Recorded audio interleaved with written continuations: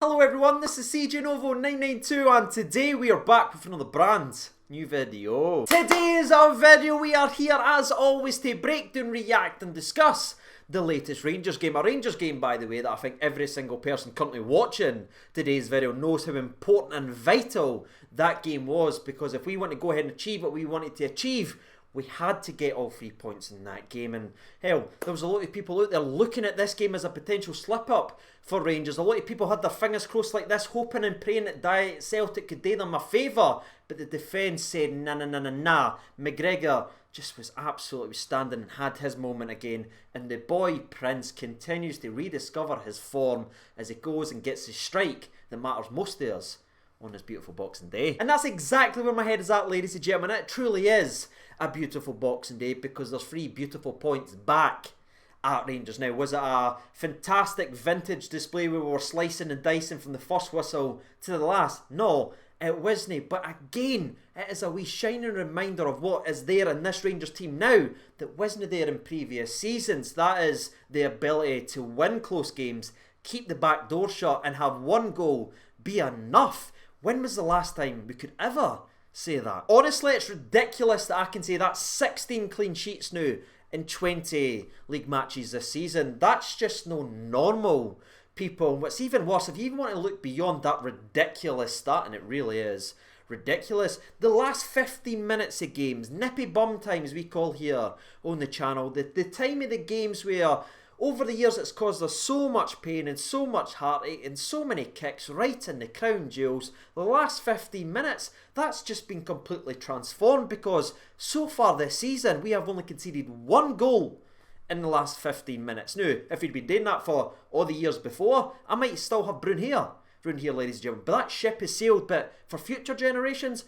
I'm very, very glad, because you're watching a Rangers team now that can see out games and has got utter belief in this defence. Now, before we go any further into today's video, because there is so much fun to be had in today's video, I just want to say thank you so much to every single person who sent in a message saying Merry Christmas to the missus, Rocky and everything like that. It was honestly heartwarming to see so many people, and I hope you and your families, or however you celebrated Christmas yesterday, had a fantastic day and you're enjoying this beautiful Boxing Day with us. Speaking of us though, by the way, cheap plug, but if you enjoy the channel, why not help the channel out? We are trying to reach 55k, so if you could hit that subscribe button, it's free, doesn't cost you a penny, that'd be greatly appreciated. But there is a game of football to break down, so I want to get in and speak about it because there's so much things that I want to say. And diving right into the game recap, we kept the same starting 11 besides one player, and that was Hollander out for Balogun, and I think every single one of us knew exactly why we did that. Balogun's pace versus Boyle,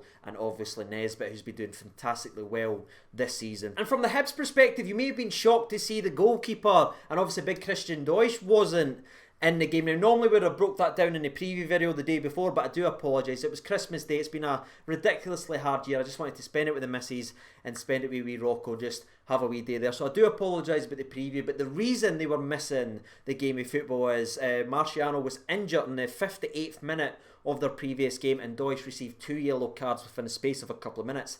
MOH, if you will, to actually be suspended for this game versus Rangers. So that forced a wee shake-up on their side as well. But I didn't think it hurt them too much, because that allowed them to go even faster up top, where normally they've had to have played the ball and only have Nesbitt as a runner. They had 2 genuinely rapid players, and one was on Goulton and one was on Balogun. And I think the Balogun sub would have worked fantastically well if there was only one speedy player, but the way they were creating a couple of wee opportunities for them was worrying, and so was with the first 50 seconds of this game. As we try and go forward, it is a long ball, the first time of many long balls in behind our centre backs, but it is actually missed by Tavernier, who's going for the header. It goes to the young left back. I think he's only 18 years old. What a player he looks, by the way, if I'm being fair. I think his name's Deutsch as well, or Deutsch.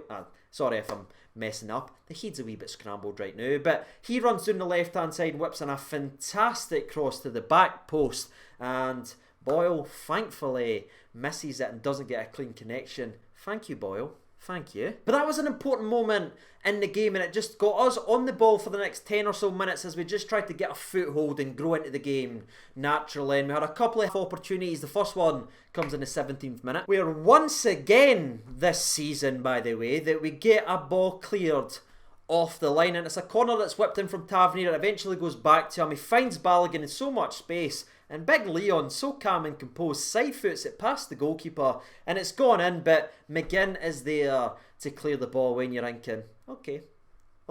And that pissed off, gritted smile like this was certainly plastered on the face 10 minutes later after Tavernier whips in a fantastic cross from the corner. Connor Goldson is there, big boy header, but unfortunately it's fantastically saved this time by the goalkeeper, who not only saves it but palms it in a direction straight to Hibs player and not one of us, and we're thinking to ourselves, alright, okay, this is one of these times where the backup goalie comes in and has a worldie high. I've seen this story before. But thankfully that was stopped right in its track as that negative mindset was put to ease and put to the sword after a truly fantastic bit of build-up. Now, we are obviously speaking about the Hagi goal, but it's important to remember, just a couple minutes before, you saw what Hagi was all about. Was he involved in everything in the game? No. But he got one touch, got at his feet, and he hit the ball just wide, and you're thinking, there could be something in for that laddie today. And 4 minutes after that ball went whisker wide, you saw Joe Aribo and Glenn Kamara combining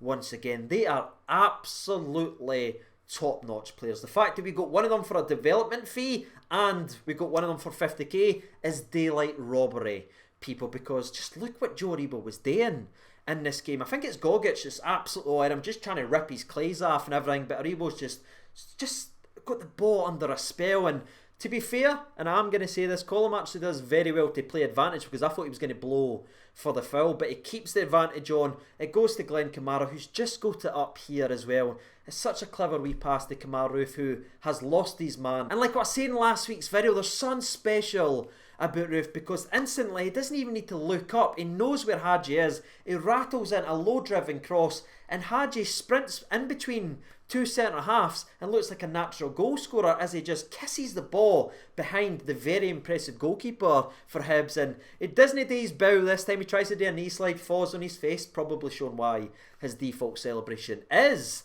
the bow. But that goal, the movement from everyone involved, from right to Aribo's strength and ability, to Kamara's clever pass in behind, meeting Kamal Roof's run, and then the ball ends immaculate, but the finish is absolutely outstanding for the young boy. A lot of people was sort of done with a couple of weeks ago, but he's proven his worth in back-to-back games now, and he's smiling, he's fully confident, and that goal right there, I don't know how important that's going to be at the end of the season, but I couldn't be happier it came for him. Now, of course, that was the one and only goal in the game, but there's more to football than just goals and assists, and that's what we try and speak about here on the channel. For the rest of the game, it was sort of us bossing possession, trying to get in behind, and then Hibs trying to catch us on the counter-attack for us to defend very well, especially for set pieces. And you go in at half-time, there was a couple of penalty shouts for Rangers. You obviously had the one on Portris on Kamal Roof, and he goes over the football, catches his leg, and another one where Tavernier skips by Gogic, Eritopium, and then it kind of just clips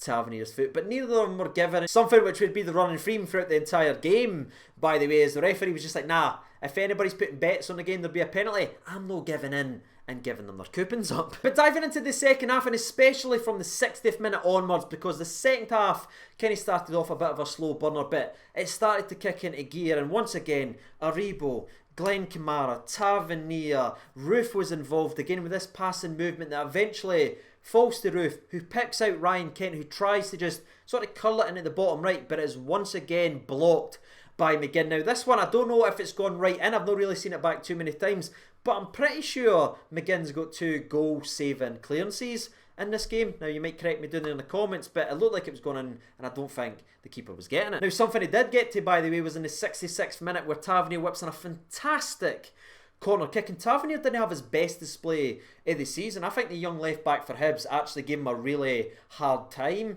in this game, but his deliveries, he could have had a couple of assists, and it could have came in this moment, because the ball drops, I don't know, 4 or 5 yards out. Balogun tries a snapshot, but the goalkeeper is there once again with a fantastic save, and he palms it away for the Rangers. That's annoying, that. Can you not just palm it in the direction so he can tap it in. And I'm looking at that goalkeeping performance and I'm seeing some people make excuses for Hibs saying, aye, well, if they had Marciano and they had this and this, it'd be a different story. That's just a lot of utter drivel, in my opinion. The backup goalkeeper made 3 or 4 point-blank saves that I still didn't understand and kept them in this game and stopped it for being a cricket score. Now, we could have scored a lot more goals in this game. It doesn't necessarily mean it was one-way traffic because Hibs were still dangerous on that counter-attack in the 66th minute. Again, everything was happening within these 5 minutes. Boyle is inside the box. He turns it into his right foot, but who's there? CB, number 1, with an absolute incredible block to knock it away for the corner. And you look at this game of football, right? You're seeing how many corner kicks Hibs go in this game. And apart from one where I can think went to the back post where nobody got in it, the 2 centre-halves tonight were absolutely outstanding. You had Balogun making vital headers, you had Connor Goldson getting to balls, getting it clear, and you had Tavernier making 2 blocks as well from set pieces. And again, it's no sexy and it's no nice to actually break down, but you can't overlook parts like this. The work that's been done defensively on set pieces is absolutely outstanding. Speaking of absolutely outstanding, by the way, young Hagi comes off the park 75th minute in this game after winning us a very, very dangerous free kick. Just far too clever. And he trots off with that big smile on his face. Once again, his kit is just absolutely covered in muck because he's been kicked from pillar to post. Honestly, I can't remember ever seeing a football player that gets fouled as much as that young laddie, but he's always right back up and always at it. It was a fantastic display for him. Now, Scotty Arfield comes on and I was pretty excited about that because I thought with them pushing so many men forward in the last 20 minutes, I thought he'd be able to run in behind, but unfortunately ends up picking a knock. And I've not heard anything as I'm currently recording today's video. Fingers crossed it's nothing too serious and we see Scotty Arfield saluting very, very soon. Now, we previously mentioned our fantastic defending from set pieces, and one of them where there was a genuine penalty shout for Hibs was actually the one we talked about where it kind of went to the back post. It was kind of flicked up, it went to the edge, and your man Hagi actually tries to overhead kick it instead of obviously just throwing his head at it. We've seen it a couple of times this season. It happened to us versus St Johnstone in the second game of the season as well. We didn't get it in that game. It's just one of the things that, yes, you can look at it and the commentator was dying for Hibs to get a penalty, but if you look at the consistency of how many times that's been called this season, the referee just went, no, play on. And for the people and the pundits out there greeting that Hibs were robbed by this referee, where was the same energy for when Boyle dived clearly in the box, which the referee even looked at him and knew it was a dive, but didn't book him? Where was the energy for the 2 Rangers penalty incidents? And where was the same energy demanding consistency for this referee when Gogic made tackle and foul after being on a yellow card? It's weird that all that kind of gets pushed to one side and they throw up the one, and that's what they stick with. But as we're edging closer and closer to the end of today's video, this was a game of football that featured Alan McGregor, so you all know what we need to speak about now, ladies and gentlemen, the Alan McGregor moment. And there's one every single game. We've spoken about it for years, ladies and gentlemen. That's why he's still the best goalkeeper in the country, and he showed it again in the 84th minute with an absolute huge game-winning save and points-winning save. Because I'll be honest, see when he hit it in the way it was curling, I went, oh, we've been hit by an absolute worldie, because not only does it bend it, I think it's beyond Stephen Davis, but it bends it round the referee, ladies and gentlemen. But somehow Alan McGregor is patient enough, he's composed, he's in the right position, and his save is absolutely fantastic. And from the resulting corner, once again, the 2 centre-halves were absolutely outstanding and got it away, and you're thinking to yourself, I love that man. I just absolutely love him. And you know what? That's it, ladies and gentlemen, boys and girls. I was so proud and so happy with the way we approached the last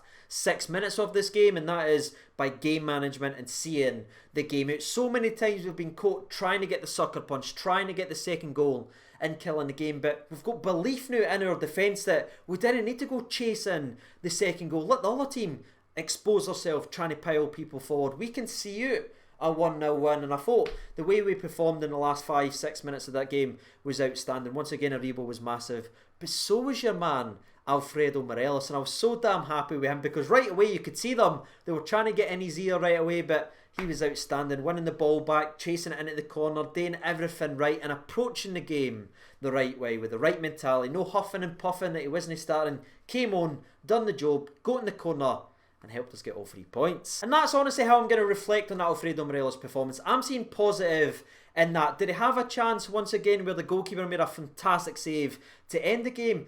Aye, but I'm not going to look at that and say, oh, he was absolutely terrible because he missed that chance. I'm looking at everything he brought to that game, and for me, he was just as big and as important as anyone on that park for the last 10 minutes of that game. And that's it, ladies and gentlemen, boys and girls. As we mentioned right at the start of today's video, it is a beautiful, beautiful Boxing Day. And now that we've had some fun, talked about some Rangers things, it's time to go back to lying in our food coma. Because honestly, it's hurting me to blink my eyes. I've ate that much food in the last 24 hours. I'm going to be sick. So I'm going to end today's video, but before I do that, I just want to say a massive thank you from me to thee for all your support. And again, I hope you had a fantastic Christmas and hopefully you enjoy your lazy Boxing Day. Take care of yourselves, everyone. All the best. I'll see you in the next video, and bye.